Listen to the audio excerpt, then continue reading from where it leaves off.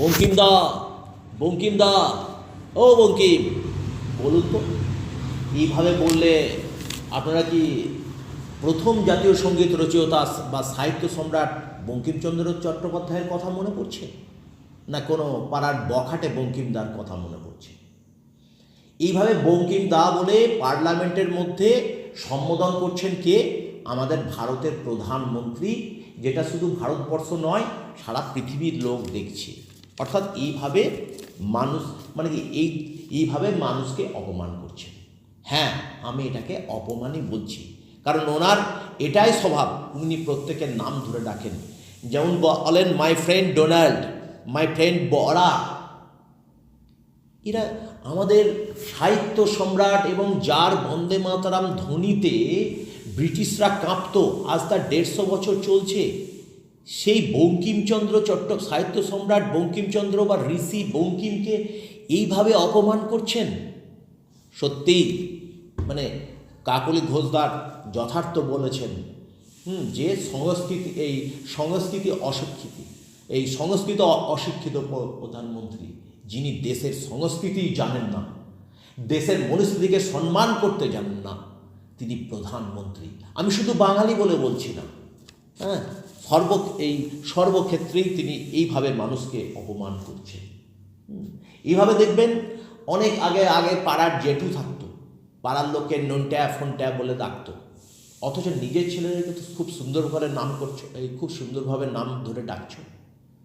হ্যাঁ, এই নরেন্দ্র মোদী যেমন, উনি যাকে ভালোবাসেন, অবশ্যই লৌহ মানব সর্দার বল্লভভাই প্যাটেল আমাদের শ্রদ্ধার পাত্র, যথার্থই বলেছেন।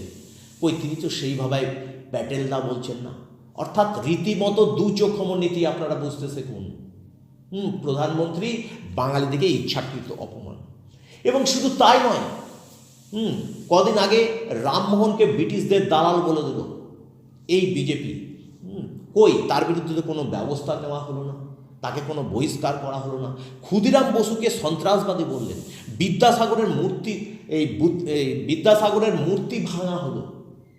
এবং মোদির অবস্থা এখন হচ্ছে যে ওই অনেক ছেলে যেমন শিক্ষিত হয়ে যখন বিদেশে চলে যায়, তো তখন কি হয়, ভালো চাকরি বাকরি পেয়ে বিদেশে হয়ে যায়, তার দেশের মাটি, এমনকি বাবা মাও শুদ্ধ অশুদ্ধ হয়ে যায়, মানে তার কাছে আর ভালো লাগে না, তার কাছে তখন স্ত্রীর বাবা মা ভালো লাগে। তো মোদির অনেকটা সেই রকম হচ্ছে, যে উনি যেখানে বাংলায় রাজ্য গড়ার বা বাংলা দখলের স্বপ্ন দেখেছেন, অনবরত তিনি বাঙালির মনুষ্যদিকে অপমান করে যাচ্ছেন। এবং শুধু তাই নয়, উনি বাঙালি দিকেও অপমান করছেন। এক পণ্ডিত বিজেপির কে বটে, মালব্য, তিনি তো আবার বলেই বসলেন যে বাংলা কোনো ভাষাই নয়। হ্যাঁ, বাংলা কোনো ভাষাই নয়। এবং শুধু তাই নয়, তা মোদির অবস্থা অনেকটা সেই রকম, মানে বাঙালিদের ভোটটা ভালো, বাঙালিদের সংস্কৃতি খারাপ, বাঙালির মনীষী খারাপ। এই বন্দে মাতারাম সঙ্গীতটা ভালো, যেটা কিছুদিন আগে বিজেপিরা বলেছিল যে বন্দে মাতারামটা ব্র্যান্ড করতে হবে। ওরা জাতীয় সঙ্গে আসামে রবীন্দ্রনাথের গান গাওয়ার অপরাধে তাকে গ্রেপ্তার করা হলো, অ্যারেস্ট করা হলো, অথচ সেই রবীন্দ্রনাথের প্রতি এত বিদ্বেষ কেন? যে রবীন্দ্রনাথ ঠাকুর 1937 সালে কংগ্রেসের অধিবেশনে গিয়ে এই বন্দে মাতরম জাতীয় সঙ্গীতকে স্বীকৃতি দিয়েছিলেন, পার্লামেন্টের প্রধানমন্ত্রী তার নামই নিলেন না। অর্থাৎ অনেকটা কি হচ্ছে, মানে যে বাবা মার কাছে তিনি মানুষ হলেন, যে বাবা মা তাকে বড় করলেন, হ্যাঁ, কিন্তু সেই বাবা মাকে তার ঘৃণা লাগছে। আমার মনে পড়ে যাচ্ছে অগ্রদানী সিনেমার কথা, যখন সৌমিত্র কষ্ট করে তার ছেলেকে বাইরে পড়তে পাঠালো কলকাতায়, তখন তার ছেলে যেমন গিয়ে তার ছেলের কাছে যখন সৌমিত্র গেল, তিনি বললেন, তার ছেলে কি বলল, আওয়ার ওল্ড সার্ভেন্ট। আমাদের প্রধানমন্ত্রী সেই রকম বাঙালিদিকে আওয়ার ওল্ড সার্ভেন্ট করে রেখেছে। যে মানে তার আর কি, বাঙালিদের ভোটটাই শুধু ভালো, বাঙালি সংস্কৃতি খারাপ, বাঙালি মনীষী খারাপ, সমস্ত কিছু ভাঙলো। আর প্রধানমন্ত্রী চলছেন দিল্লিতে কুস্তি আর বেঙ্গল মে দোস্তি। হ্যাঁ, কারণ দিল্লি বা যে কোনো বিজেপি শাসিত রাজ্যে কি হচ্ছে, আজও দেখলাম যে উড়িষ্যায় বাঙালি অধ্যুষিত বাঙালি বাড়িকে পুড়িয়ে দেওয়া হয়েছে।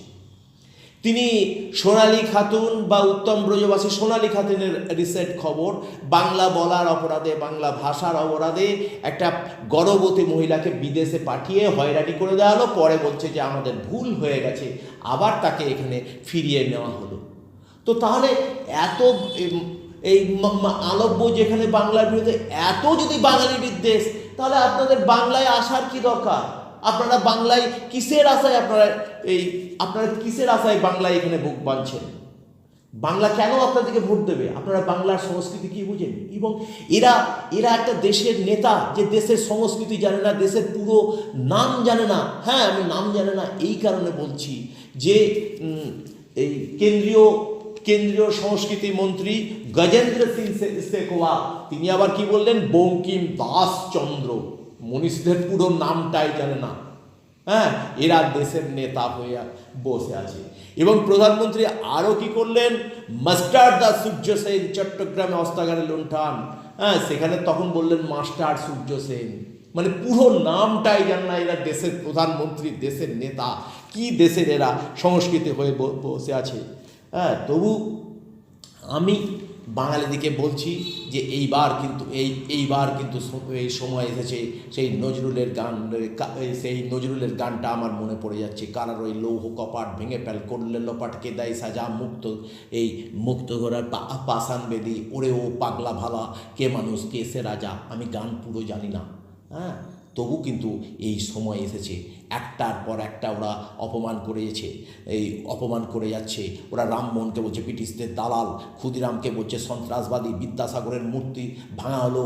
প্রধানমন্ত্রী যে রবীন্দ্রনাথ ঠাকুর কংগ্রেসের অধিবেশনে গেছিলেন, এই কংগ্রেসের অধিবেশনে গিয়ে যে বন্দে মাতরমকে স্বীকৃতি দিয়েছিলেন তার 150 বছরে, সেই সম্পর্কে একটা কথাও খরচ করলেন না। আপনারা দেখুন, ইচ্ছাকৃতভাবে কিন্তু এগুলো এড়িয়ে যাচ্ছেন, বাঙালিদিকে ঘৃণা করছেন। তবু আপনারা চুপচাপ থাকবেন। আজ কিন্তু সেই সময় এসেছে। যদিও সামান্য দেখলাম পার্লামেন্ট বা কংগ্রেসের দেখলাম কালকে বঙ্কিম দা ইত্যাদি বলাতে মিছিল বার হচ্ছে, আজকে বাঙালি জাতি গর্জে উঠুন।